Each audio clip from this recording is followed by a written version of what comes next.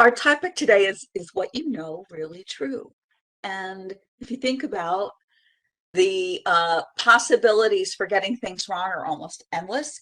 And when you're doing, especially when you're preserving your corporate knowledge, you want to make sure what you've got obviously is accurate, because expertise is historically stored in the brains and in the documentation of your organization.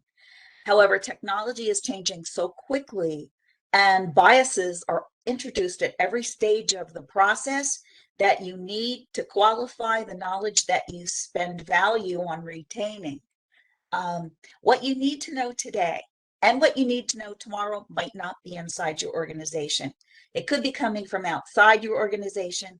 Sometimes it even comes from experimental parts of your organization.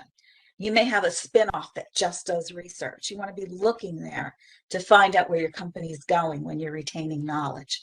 So we will discuss how to avoid wasting valuable resources, retaining outdated or inaccurate information.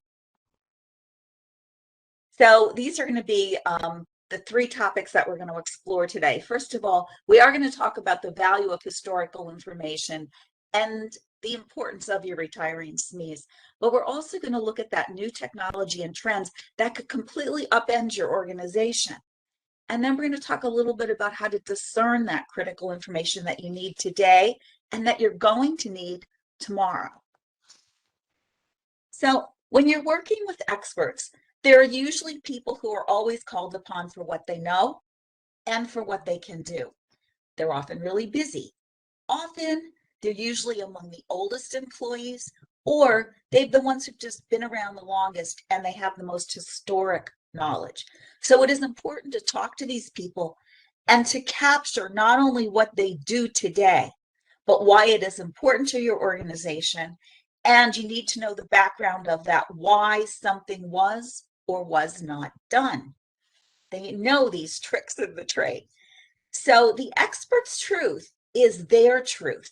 It's the way that they see the world because it works for them. The way someone else does something may not always be the only way. So when you're working with an expert, know that there is always an objective truth. So what do I mean by objective truth? Well, it means sorting out the truth as told and done by your existing expert, and the fact that there might be another way. There might even be a best practice, and that could be different. So when you're gathering information from your experts, always bear in mind, it may not be the most current and it may not be the most accurate approach. It's just the one that works for them under the circumstances that they operate in. So as your business changes, customers change, science and technology change, the objective truth may change. So yes, what your expert knows is important to capture because it is how it is done right now. But you always need to keep an open mind that things can change, and what is current and what is accurate, well, that can change too. So here's some examples. You want to check the information when you're talking to an expert about how something is done. So in addition to their verbal direction or their explanation, find out if this process is written down somewhere. You might find that the written information doesn't match the expert's version. And it doesn't mean the expert is wrong. It can mean that the documentation is wrong or incomplete. But you need to find that out so that you can get accurate information and make sure the documentation always matches the practice. Because you need to make sure it actually works in practice. In my years of doing this, I constantly find that the written documentation sometimes just doesn't match what's actually done in the factory. It doesn't match what's done in the office. Sometimes it's because a workaround is better, but sometimes that workaround is creating problems. Well, finally, make sure that your expert actually knows how to implement what they're telling you to do. Because let's face it, a lot of us know all about best leadership practices, for example. But how often do companies actually put those best leadership practices into practice in the organization? We have plenty of organizations with lots of evidence that those best leadership practices are just theoretical. The culture doesn't reflect it. So now let's put aside for a minute whether the expert is accurate. But let's just assume they're a great SME.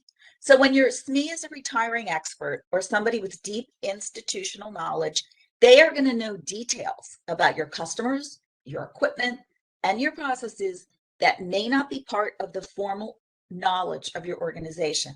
So as you can see up in your screen, here are some questions that you need to ask and some things you need to look for when you're collecting organizational knowledge. You need detail and usually some kind of a documentation trail. So first of all, who are your best historical customers? Did you lose them? If you did, why? Have you gained new ones due to your existing relationships? Vendors, always look at your vendors, because what vendors supplied your equipment? Are they still in business? Do they still use the same materials and processes? Have they been acquired? Does that change the terms? Does it change the relationship? And then again, why do you do it that way? Are those reasons still valid? Does new information or do new people change your old assumptions? Does it require a change in the way that you do things? Another fly in the proverbial ointment is the issue of things being current. Policies and procedures can change, especially with the changing of the guard.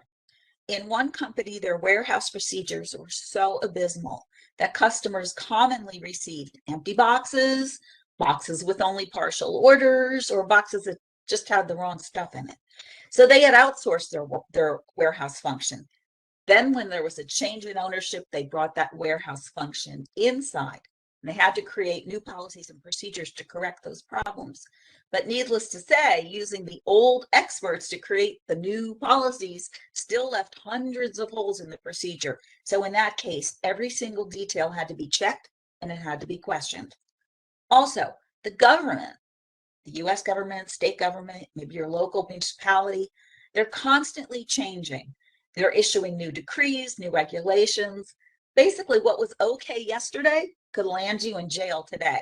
So updated regulatory policies and compliance procedures must be kept current at the risk of fines or even worse. So now, especially in high-tech industries, the science and technology are changing virtually daily. So what we knew as best practice or the right machine or the correct process is different today because we know more about it. We have found problems with the old way. We have found more efficient ways to do things. Bottom line is, when you're talking to experts to document procedures or to write training, or if you're learning from a mentor, you are learning the old way. So make sure it's still the best way. Another issue is documentation should be dated and it should be version controlled. And this seems so obvious, but unless this is done well on a system that's really good at keeping track of these things, this can get very confusing. Sometimes when new versions are created, the old versions. Hi there, hope you enjoyed that last clip. My name is Michael Maludis, and if you'd like to watch the full 60 minutes of that last webcast, while also gaining complete unlimited access to our entire library of IT learning, simply visit our subscribe page at greatpro.org/subscribe. Unlimited annual access is $199 per year. But if you use the coupon code LEARN to earn, you can drop that membership fee to just $149. That's less than $13 per month for unlimited access to over 1,000 hours of on-demand career development, covering the entire spectrum of IT management best practices, including business analysis and requirements, software development, quality and testing, risk management, process improvement, project management, and even digital transformation. But your membership doesn't just give you unlimited access to our vast learning library. You also get free access to our mobile app, as well as direct access to our network of over 300 of the world's leading IT consultants, all of whom are dedicated to putting practical knowledge at your fingertips so that you can learn more and earn more. I hope you will join me in becoming a member of the Great IT Professional and advancing your career with us. And if you're on YouTube, don't forget to hit that subscribe button above so that you get notified whenever we publish new free webcasts each week of the year. Thank you for your time and best wishes for your continued success.